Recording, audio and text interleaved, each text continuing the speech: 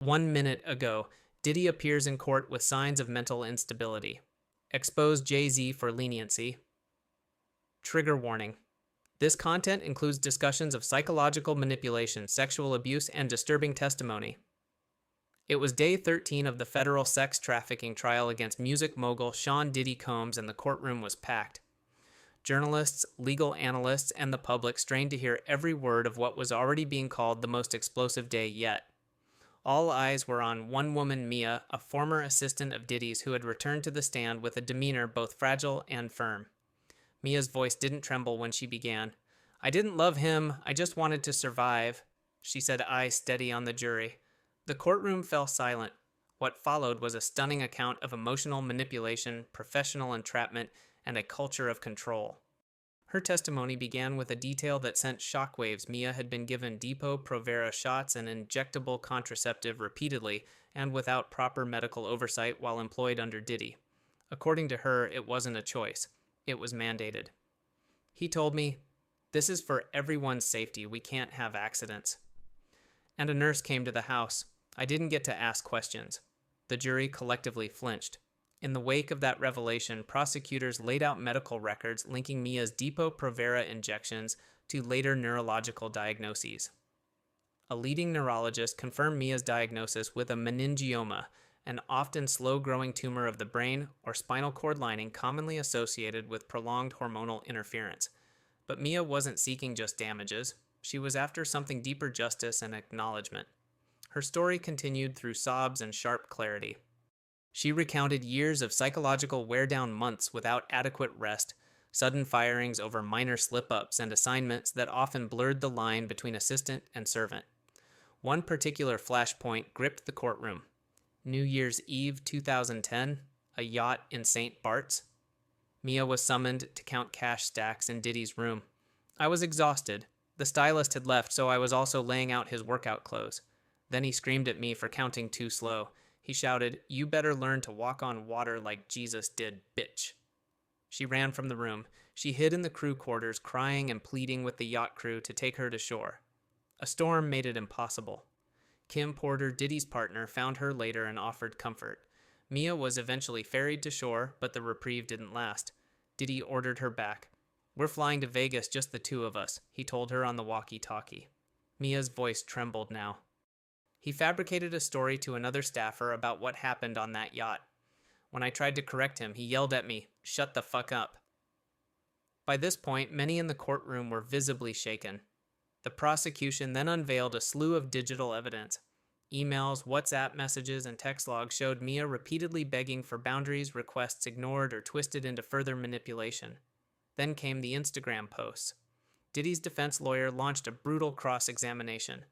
He projected birthday tributes Mia had posted over the years, posts calling Diddy her mentor, brother, even best friend. "Why post about your rapist?" he demanded. Mia stared back. "Because I wanted to survive. I was scared. I thought he would ruin me." The tension thickened. The defense continued, showing a scrapbook Mia had made for Diddy's 45th birthday. Full of clippings, handwritten notes, and the line, "I love you forever and ever, Mia."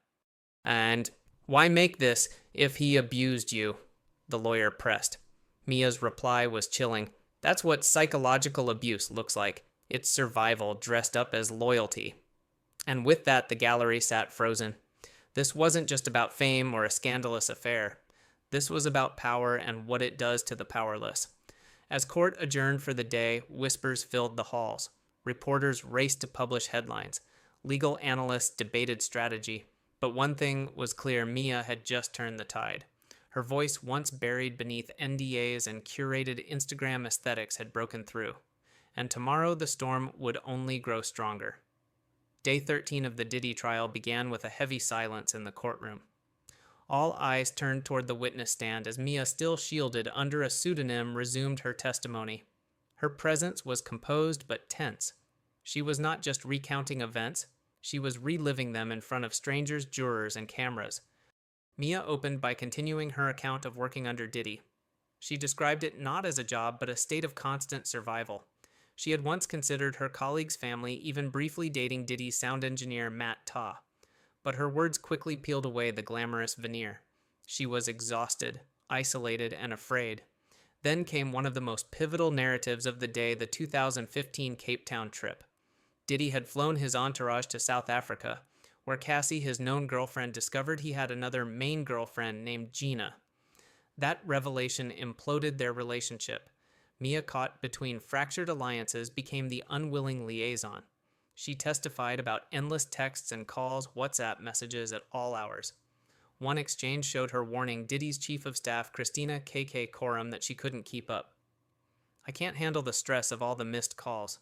Her voice faltered only briefly enough to hint at the weight she'd carried. And then things spiraled. According to Mia, Diddy became erratic, slurred in speech, irrational in tone. One text from him read, "Call me now or I'll tell you everything." Mia interpreted it as a threat he would reframe their sexual encounter, which she believed was assault, into something consensual. In another explosive message, Diddy wrote, "Effie Yonky ABC and all the lawyers, let's go to war." Mia said this was a reference to a TV show she had created that never aired. That line, she said, was both cruel and dismissive of her dream. Under pressure, she sent him a desperate email. "You know I love you and I'll do anything for you." She testified that it wasn't affection, it was survival. The words were armor. Then came a harrowing recounting of her suspension in 2011 at Diddy's Beverly Crest home. She had laid out the wrong workout clothes. What followed, she said, was yelling, swearing, and something violent, though trauma had blurred the specifics. She was suspended without pay for 5 days. Official reason, insubordination. "I was scared of him," she told the jury. "I thought he'd destroy my reputation." And then she described New Year's Eve, 2010, the yacht in St. Bart's. Diddy called her to count stacks of cash, yelling when she was too slow, chasing her out of the room. She hid in the crew's quarters, begging them to take her to shore, but a storm was coming. Kim Porter, Diddy's then partner, found her and offered comfort. Eventually, she got to land, but the moment she arrived, Diddy summoned her back. She returned and the plan had changed. They were going to Las Vegas together alone. On the way to the plane, Mia said she heard Diddy lying on the phone to another staffer about what had happened. When she tried to interject, he snapped, "Shut the fuck up." The courtroom fell silent as she recounted those words. Mia worked for Diddy until 2017. She launched Revolt Films and produced a documentary. But when she asked for a raise, she was told Diddy didn't want to be in the film business anymore. So she left. Crying ignored his messages and eventually hired a lawyer. She settled a $10 million claim for only $400,000, half eaten by legal fees.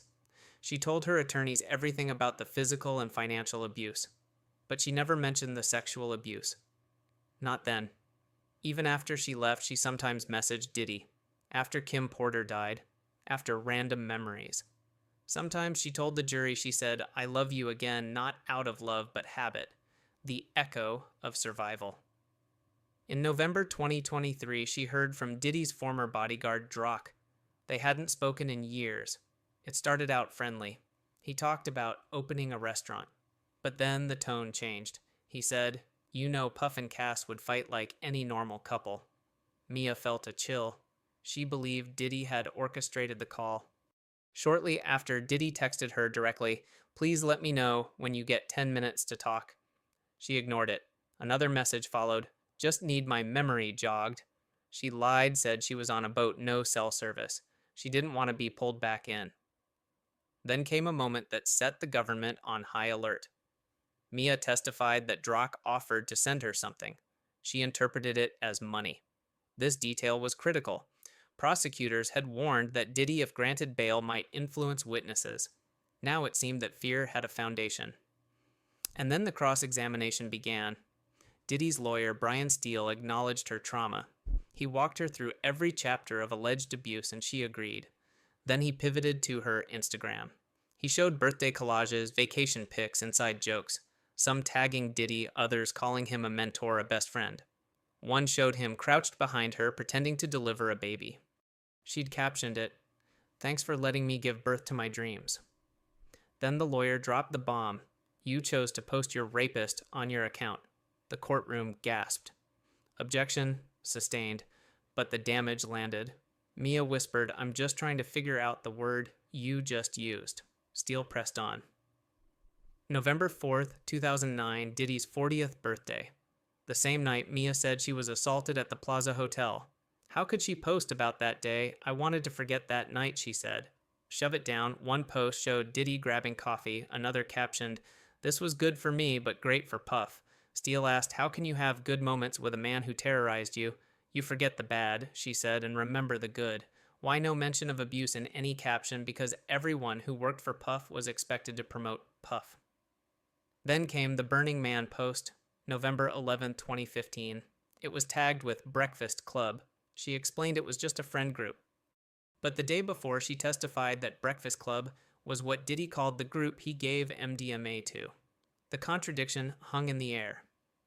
Finally, Steele presented the scrapbook, a handmade birthday book Mia gave Diddy filled with clippings and a handwritten note, "I love you forever and ever and ever. Love, Mia." She admitted she made it. "Why psychological abuse?" she answered. "I didn't know what it was then, but I do now." She whispered as she flipped through the pages, "So nice of me." Steele asked her to repeat it. She declined. "Mia, you're not weak, are you? I'm not sure. You're strong, aren't you?" "I don't know what you mean," she said. "But everything I've said in this courtroom is true." Judge Subramanian allowed the jury to view the scrapbook. Mia grew emotional. She told them she didn't want to leave the company. Being fired, she said, broke her. And with that, Mia's testimony concluded for now. The jurors were dismissed. Monday would bring a new chapter. What had unfolded was a story full of contradictions, tearful memories, angry texts, Instagram smiles. Mia claimed manipulation. Diddy's lawyers claimed deception. Now the jury would have to decide what was real. Day 14 of the Diddy trial arrived under a sky as gray as the public's collective mood. The weight of the testimony from the previous day loomed over the courtroom, and anticipation grew as the prosecution prepared to introduce a new wave of evidence, digital records, employee contracts, and another pivotal witness. This day would peel deeper into the machinery of control Diddy allegedly maintained over his staff, especially Mia. But it would also connect the dots toward his enablers, people who may have silently upheld a regime of abuse under the illusion of celebrity and glamour. The prosecution opened by displaying a 2011 HR memo from Combs Enterprises marked confidential that outlined new employee confidentiality clauses. Mia's name appeared on the updated contract, which included clauses that prohibited her from disclosing any information related to personal conduct or internal events without prior authorization. Kash Patel, now advising on investigative matters, watched from the gallery with folded arms. Though not testifying, his presence signaled the gravity with which the government was now treating this case not merely as a celebrity scandal, but as an institutional failing. Then came David James, a former logistics aide within Diddy's team, called to the stand under oath. His demeanor was firm, calm, deliberate. "I managed travel itineraries, coordinated locations for private events, and handled secure transport," David began. "But I also handled digital backups. One of those drives included recordings and files Diddy wanted destroyed." Gasps echoed across the courtroom. He elaborated. "In late 2016, I was ordered to delete a series of WhatsApp conversations and a few surveillance clips. But I made a copy." Judge Subramanian paused proceedings to confirm the chain of custody. The court reviewed metadata timestamps and the authenticity of the USB. When allowed, the jury saw redacted transcripts. In one, Diddy could be seen texting a subordinate, "Keep her quiet.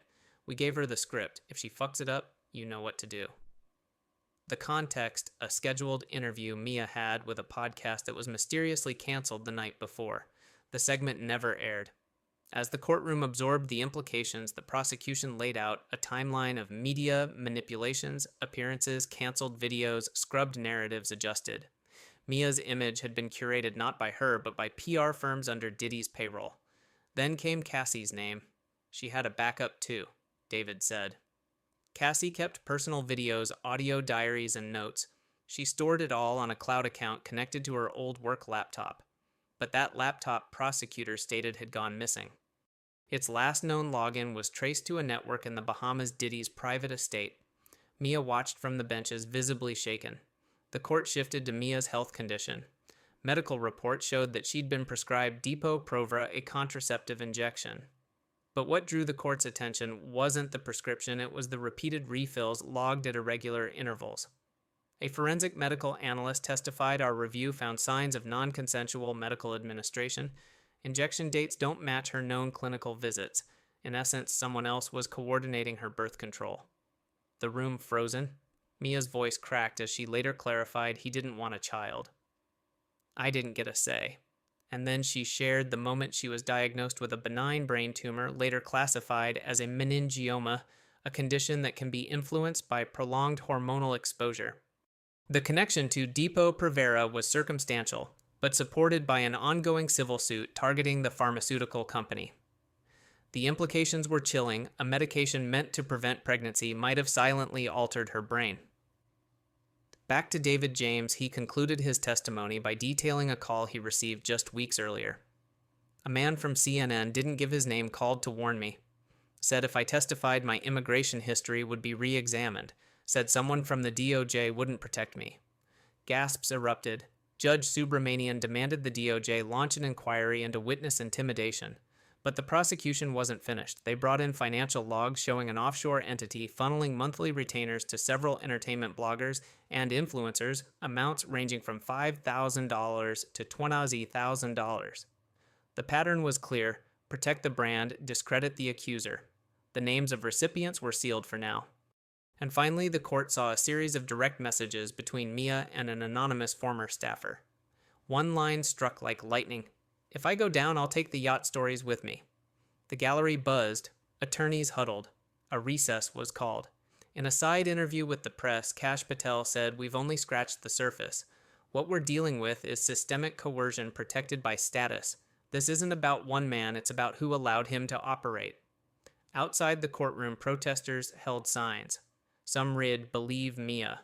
Others said, "Diddy, ho, predator." The tide of public opinion was shifting.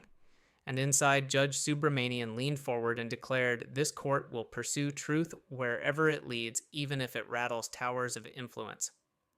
Day 15 of the trial resumed with an atmosphere of heavy tension. The prosecution, emboldened by the explosive testimony of David James, wasted no time. They introduced a new witness, Dr. Eliana Ramirez, a forensic psychiatrist. Her credentials were impeccable, her presence clinical and sharp. Dr. Ramirez had spent 12 hours interviewing Mia over multiple sessions using validated trauma assessment tools. On the stand, she described a woman suffering from what she clinically diagnosed as complex PTSD. Yes, Mia's symptoms include hypervigilance, disassociation, emotional flashbacks, and intense survivor's guilt, Dr. Ramirez stated. These symptoms are consistent with someone who has endured prolonged coercive control and psychological trauma. The defense objected, claiming this testimony was speculative, but Judge Subramanian overruled. The jury listened as Dr. Ramirez read excerpts from Mia's sessions, nightmares about locked rooms, intrusive thoughts involving water and storm sounds, clear echoes of the St. Bart's yacht incident. Next, prosecutors turned to the digital evidence David James had previously alluded to. A forensic analyst from the FBI's cybercrimes unit detailed how a mirror image of the missing laptop from Cassie's possession had been reconstructed from cloud backups. Encrypted voice memos revealed Cassie documenting everything her feared Diddy's erratic behavior and references to a breakfast club list that included drugs, parties, and coercion. "If anything happens to me," Cassie was heard saying in one recording, "they'll cover it all up. Puff always finds a way." The recording played on the courtroom held in breathless silence. Later, the prosecution introduced a short video clip, grainy, time-stamped, and muted, showing Cassie and Mia speaking in a stairwell. Though the audio was unintelligible, their body language conveyed fear and urgency. An expert lip reader testified Cassie said, "Just survive it. One day we'll get out." From emotional to financial, the prosecution moved quickly to connect the dots. A detailed ledger was shown next, one that included payment entries to private surveillance contractors. Descriptions included phrases like guest monitoring, unauthorized contact tracking, and asset compliance reporting. These terms, while euphemistic, alluded to a level of control over Mia and others that bordered on corporate surveillance. Multiple entries were time-stamped during Cassie's public breakup and Mia's suspension. Then came a bombshell, a subpoenaed message thread between Diddy and a celebrity lawyer. In it, Diddy wrote, "If she cracks, we pivot. We leaked the Vegas file." What was the Vegas file? The courtroom erupted in murmurs. Judge Subramanian demanded order. The lawyer, under questioning, denied knowledge of the contents, but said the reference sounded like an insurance folder, a collection of documents used to suppress potential fallout. It was clear Diddy kept leverage on everyone. As the court broke for recess, the defense scrambled. Their strategy of casting Mia as a confused, emotionally volatile employee was eroding. The evidence was no longer anecdotal, it was digital, financial, institutional. In the afternoon session, the prosecution called a new surprise witness, Kimberly West, a former executive at Bad Boy Entertainment, who resigned in 2018. Her testimony was brief but powerful. I left because I couldn't reconcile what I saw with what we pretended to be. Mia wasn't the only one. There were NDAs, there were hush payments, there were warnings. Did Diddy know about these measures? He didn't just know, he orchestrated them. That was the final statement of the day. Outside the courthouse, chants of "protect survivors" filled the air. Inside, the story was morphing. No longer just a case about Diddy and Mia, it was now about systems of silence, webs of complicity, and the cost of speaking out. The courtroom was buzzing before the morning gavel even struck. Word had spread that a new set of surveillance files had been decrypted overnight. Prosecutors wasted no time presenting them. An IT specialist from the Department of Justice described in detail how the files hidden in a subdirectory labeled VIP access were found in a server once used to store media archives for Bad Boy Entertainment. Inside were photos, audio memos, GPS logs, and time-stamped calendar entries. The first item displayed was a GPS heat map of Mia's movements over a 6-month span in 2015. Embedded within that data were logs showing real-time tracking across events, including private dinners, studio sessions, and international travel. Was Mia aware of this tracking? The prosecutor asked. No, the analyst replied. She never consented to any of this. Gasps echoed through the gallery. Next came a chilling voicemail, allegedly from Diddy to a tech staffer. His voice, though partially distorted, was unmistakable. If I catch her slipping, I want everything on record. Don't ask me how, just make it happen. The defense objected furiously, but Judge Subramanian allowed it under evidentiary relevance. By midday, the narrative deepened further. Prosecutors introduced Cassie's digital journal retrieved from an old iCloud sync. Her entries were haunting. I dream of normal. I dream of a day without flinching when a phone rings. Another entry. Mia's holding strong, but I see the cracks. They're watching everything we do. Screenshots from an internal app developed under Diddy's private tech wing displayed biometric scans. It wasn't just surveillance, it was behavioral analytics. Employee stress levels, voice analysis, and even sleep tracking were compiled without consent. This wasn't a workplace, the prosecution argued. It was a panopticon. In the gallery, many observers looked visibly disturbed. Then came the financial trail. A former accountant testifying under subpoena walked the jury through a shadow budget. Hidden under wellness consulting fees were payouts to private therapists, most of whom never met Mia or Cassie. What were those funds actually for? The prosecutor pressed. Loyalty stipends, the accountant answered, in exchange for silence. One document revealed a 6-figure payment to a former assistant who'd suddenly resigned in 2016 with an attached NDA referencing reputational containment. The defense attempted a rebuttal. They called a former event coordinator who described Diddy as intense but generous, insisting that any monitoring was for VIP security purposes. But under cross-examination, the witness admitted, "I was told to install cameras in bathrooms and I refused.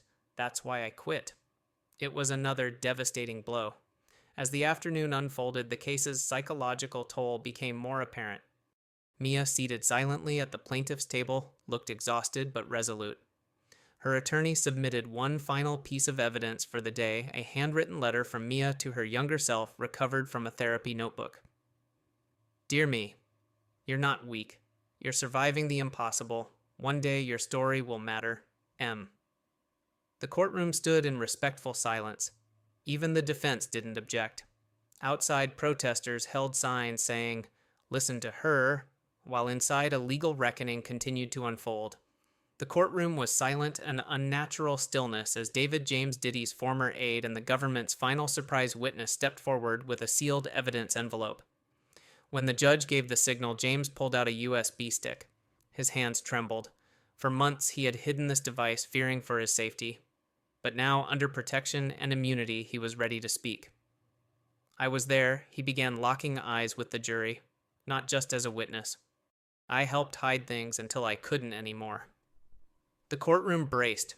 James described the contents of the USB encrypted videos, dated voice recordings, financial transaction screenshots, and confidential communications between Diddy and multiple high-profile names. He said the USB contained digital breadcrumbs that connected Diddy's inner circle not just to entertainment crimes, but to political protection networks spanning back a decade. He named names, among them Jay-Z, but that file, James claimed, had already been reviewed and dismissed by the DOJ after it found inconsistencies and exonerating data. But there were others. In one recording, Diddy mentioned a favor owed from a former official in the cabinet, a vague but chilling allusion. When questioned further, James referred to a 2014 conversation about a drop spot arranged by H&O being briefed. Gasps. Kash Patel, seated in the public gallery with federal observers, leaned forward. The former Pentagon official had become a crusader for exposing corruption first in the Russiagate investigations, then into the DOJ's controversial alliances. And now he had turned his gaze toward this case, arguing that what started as a celebrity scandal had deeper implications for justice. CNN, meanwhile, spun its narrative. Leaked snippets suggested Trump insiders were manipulating the Diddy trial to build a larger case against Obama-era officials. But then came the leak, one of James's audio files broadcast on an anonymous Reddit subthread. The speaker was Diddy. We're protected, this thing, it dies in court, the files. They're not for the press, they're leverage for her, the one who disappeared. He meant Cassie. Her name hit the news cycles like wildfire. Where was she? Why hadn't she testified? Why had her data been buried for years? A subpoena followed. Then a closed-door filing from her legal representative client is unable to appear due to credible threats against her life. Her communications are under seal. Behind the scenes, whispers of a political cover-up gained traction. Kash Patel, in a fiery interview, stated this isn't just about one predator. It's about the entire ecosystem that protected him from media moguls to federal executives. And I will name them. The judge, forced to address the spiraling chaos, ordered a week-long recess. In that time, the mainstream media split along partisan lines. Fox News ran a headline, Diddy, DOJ, and Deep State. CNN countered with right-wing smear campaign targets black icons. But the court wasn't about spin. It was about facts. When proceedings resumed, the prosecution laid out a timeline of Cassie's final weeks before her disappearance. Her texts showed rising paranoia. A final message read, "If anything happens to me, don't trust anyone from the circle," especially those closest to him. He kept names in Vault B with passwords. Use them. Vault B was found. It was real. It was digital, a Dropbox folder tied to a burner email unlocked via two-factor authentication from Cassie's old SIM. Inside, over 50 files. Some were harmless, others are damning. One file included a schedule titled Weekend Roster, matching names to luxury addresses. Many were celebrities. A handful were government contractors, and a few unnamed in court but flagged for federal investigation had clearances above top secret. For the defense, it collapsed. Diddy's team tried to block admissibility, arguing chain of custody issues. The judge denied it. The jury watched 3 silent minutes of grainy party footage. Men in suits, girls in glitter. Diddy, silent, observing. The prosecution rested. The defense called no further witnesses. Diddy, expression unreadable, declined to testify. Verdict day drew a crowd outside the courthouse stretching 3 blocks. Protesters, journalists, influencers, former bad boy staff, even anonymous hackers who had dug up data from forgotten media hard drives. It was more than a trial, it was a reckoning. The jury returned, guilty, on 4 federal counts: trafficking, coercion, obstruction, and conspiracy. Sentence pending. As the crowd erupted, federal agents entered Diddy's private properties for seizure. Helicopters circled his Miami compound. In Tribeca, his Manhattan penthouse was dark. Jay-Z released a single-line statement: justice demands daylight. Meanwhile, Kash Patel doubled down. In a press conference, he revealed he had petitioned Congress for a special counsel to investigate links between entertainment blackmail schemes and previous administrations. "This is just the beginning," he said. "We're about to pull the entire curtain." CNN's top host resigned days later after being accused of suppressing early coverage involving Diddy and political players. Whistleblowers from within networks claimed they were told to cool down any angles involving Obama or Clinton connections. The Senate launched a bipartisan ethics review into intelligence misuse, media collusion, and celebrity interference in criminal justice, and Cassie's still missing. But her name became a rallying cry. Where is Cassie trended for 3 weeks straight? Advocacy groups launched investigations into female assistants across the industry. Multiple women came forward. One claimed Cassie saved her life. Another claimed she saw Cassie cry the night before she vanished, whispering, "They'll never let me go." Part 6 didn't end with triumph, it ended with a tremor. The collapse of an empire, the confrontation of a system, and a question: if they silenced her, who's next?